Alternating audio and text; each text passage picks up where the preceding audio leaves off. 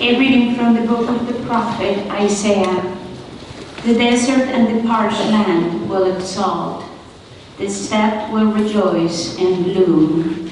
They will bloom with abundant flowers and rejoice with joyful song. The glory of Lebanon will be given to them, the splendor of Carmel and Sharon. They will see the glory of God, the splendor of our God. Straighten the hands that are feeble, make firm the knees that are weak. Say to those whose hearts are frightened, be strong, fear not. Here is your God.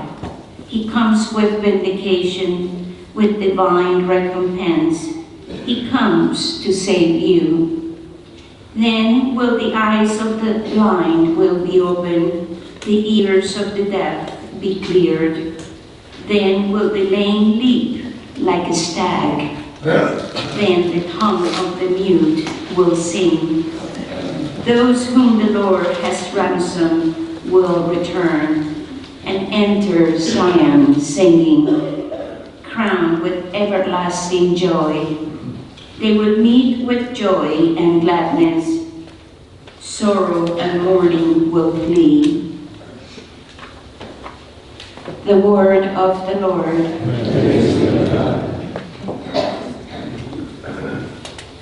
Responsorial Psalm. Lord, come and save us.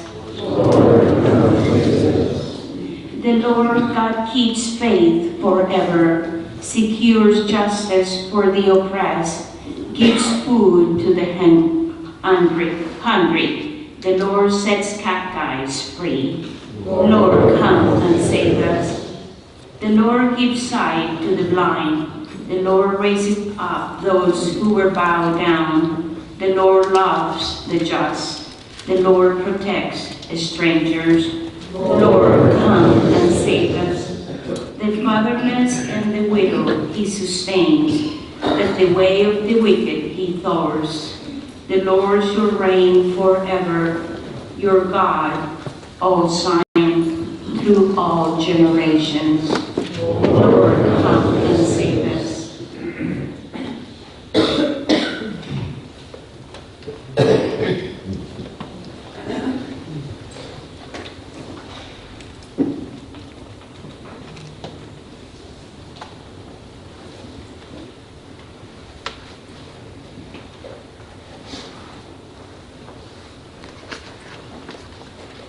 A reading from the letter of St. James. Be patient, brothers and sisters, until the coming of the Lord. See how the farmer waits for the precious fruit of the earth, being patient with it until it receives early and late rains. You too must be patient, may your hearts burn, because of the coming of the Lord is at hand. Do not complain, brothers and sisters, about one another, that you may not be judged. Behold, a judge is standing before the gates. Takes an example of the hardship and patience, brothers and sisters, the prophets who spoke in the name of the Lord. The word of the Lord. Thanks be to God. Please stand. Hallelujah, hallelujah. The Spirit of the Lord is upon me, because he has anointed me to bring glad tidings to the poor. Hallelujah, hallelujah.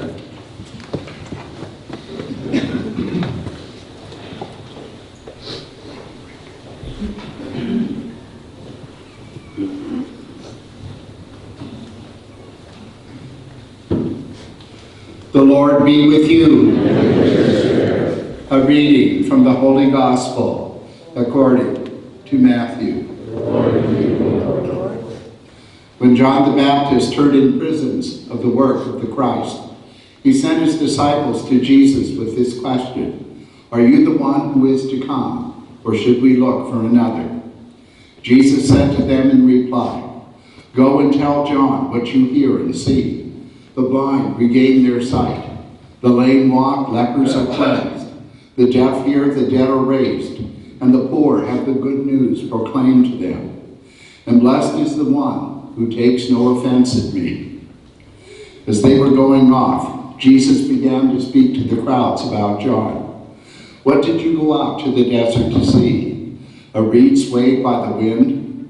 Then what did you go out to see? Someone dressed in fine clothing? Those who wear fine clothing are in royal palaces. Then why did you go out? To see a prophet? Yes, I tell you, and more than a prophet. This is the one about whom it is written, 'Behold, I am sending my messenger ahead of you. He will prepare your way before you.' Amen, I say to you, among those born of women, there has been none greater than John the Baptist. Yet the least in the kingdom of heaven is greater than he." The Gospel of the Lord. Praise to the Lord Jesus Christ.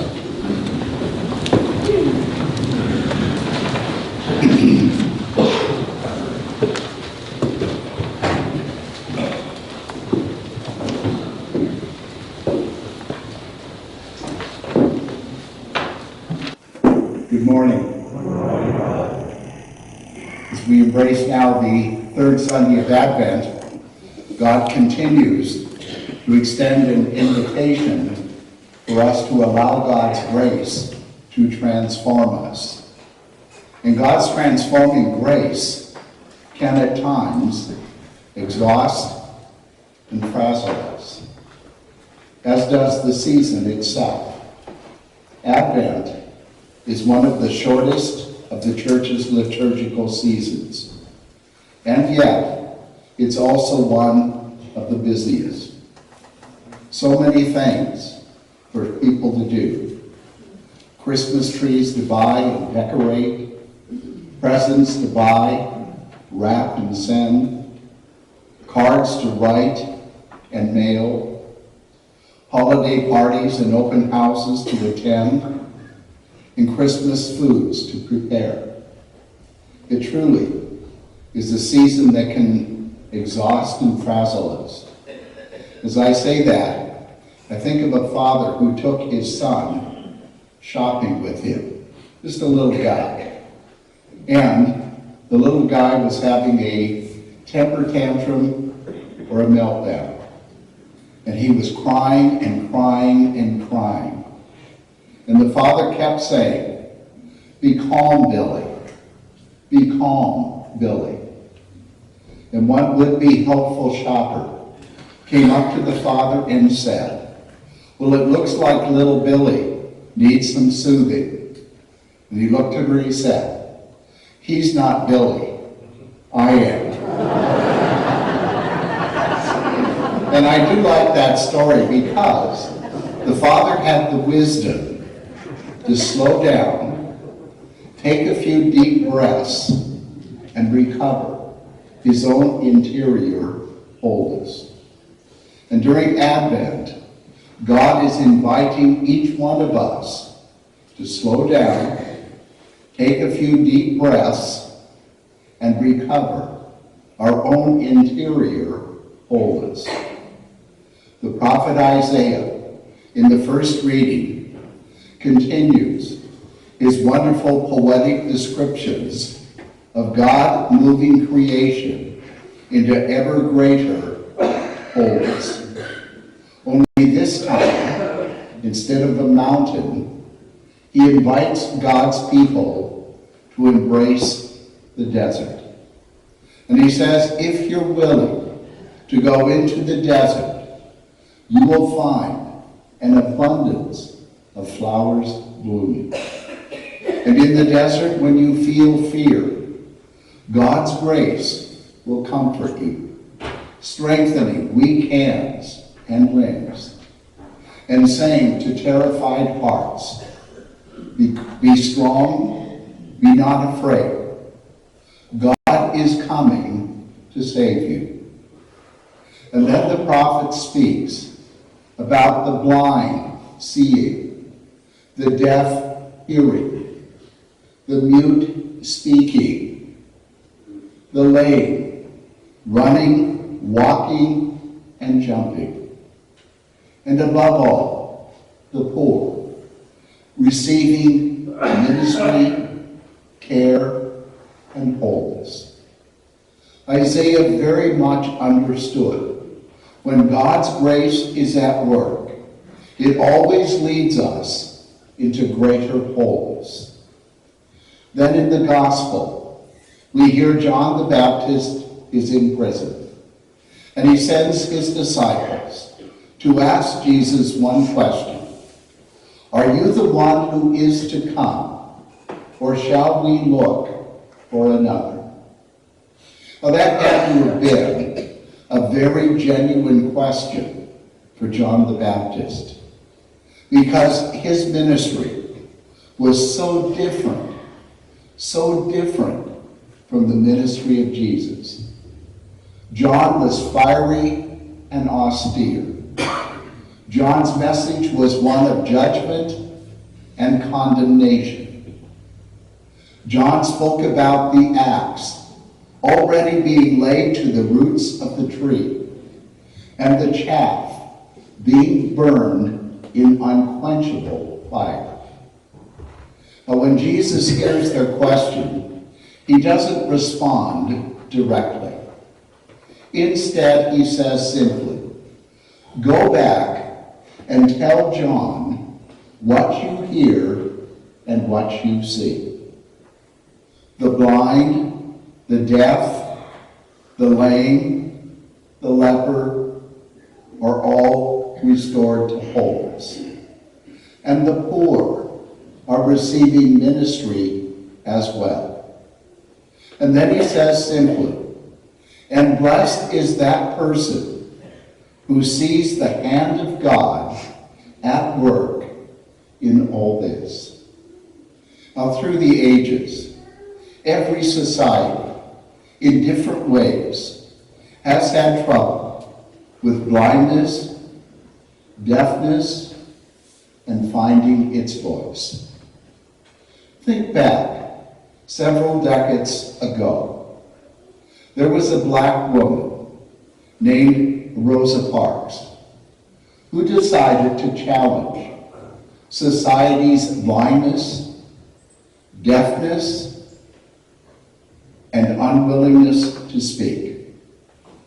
She was a woman tired after a long day of work, and she did something. She simply refused to give up her seat on a bus. That was so simple, and yet so bold and so courageous. And with that simple act, she confronted blindness, deafness, and muteness. And she actually helped usher in what we call the civil rights movement. Now, our society today, like hers back then, has its own unique moments of blindness, deafness, and silence. Advent is that invitation to climb a mountain. And on that first Sunday of Advent, it was while climbing a mountain that swords and spears are beaten into instruments of peace, becoming plowshares and pruning hooks. This week, it's an invitation to enter the desert, to discover flowers blooming, and against any moments of fear, to find God's grace calming and freeing us. Advent's great gifts are harmony peace, joy, and wholeness. Harmony, peace, joy, and wholeness. They will not be received by those who stand and wait. They can only be received by those willing to embrace a journey and allow God to lead that journey. Deserts and mountains make the journey challenging. They make it challenging, but not impossible. Jesus, above all, would be the one to say to each one of us, come, walk, run, climb. The journey is with it, is worth it. And I believe a black woman maid named Rosa Parks would be the first to say, amen, amen.